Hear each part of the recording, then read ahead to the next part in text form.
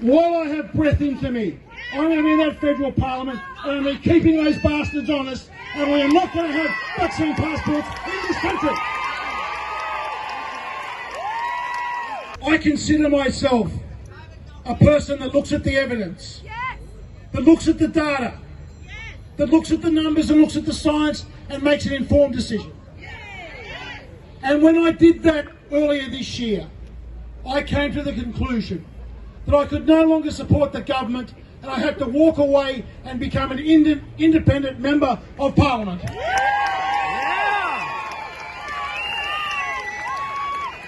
Integrity!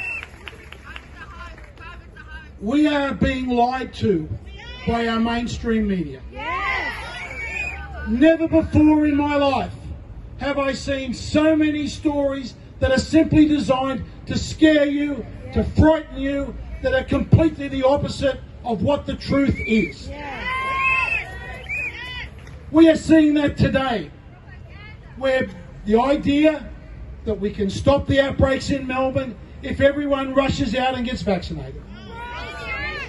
But we've seen the data, and it is no surprise that the nations that have had the highest rate of vaccinations, places like the Seychelles, the Maldives, the United Arab Emirates, Bahrain and Uruguay, also have the current highest rate of COVID infections.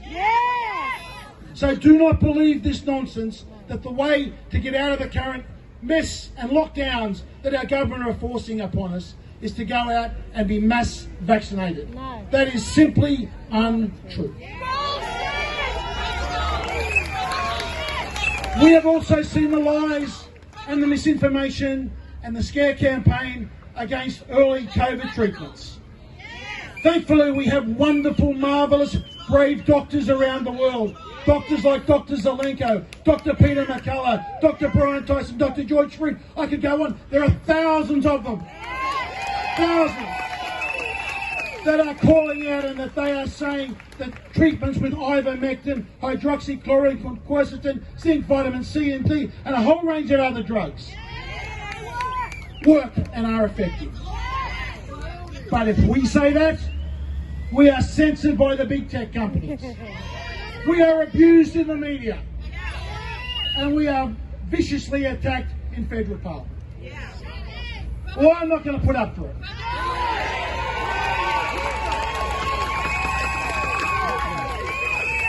I'm going to fight with every ounce of breath that I have in me to make sure that we do not have vaccine passports in this country.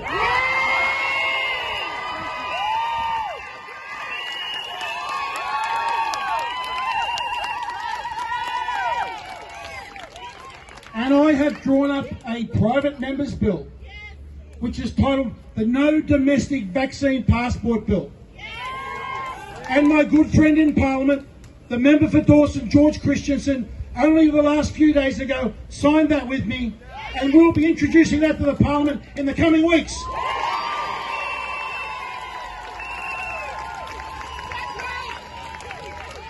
I do not want to see in my country where if you want to jump on a plane to go to Coolangatta, or if you want to go to the football stadium down the road, or to the Opera House, or go to a cafe or a restaurant or a shop, that someone will say to you, show me your papers. That is not on in our country.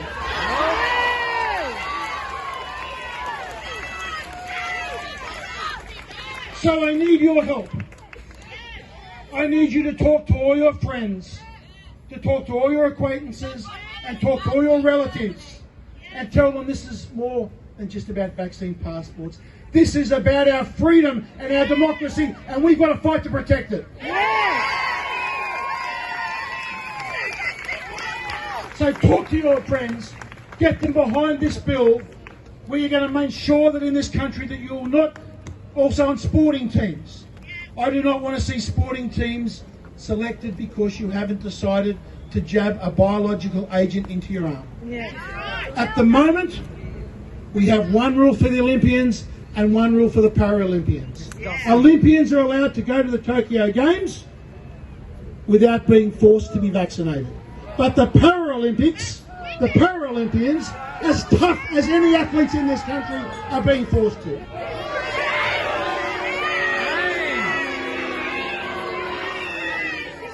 That is wrong, that is discriminatory, and under the bill that I am introducing to Parliament, it would be illegal.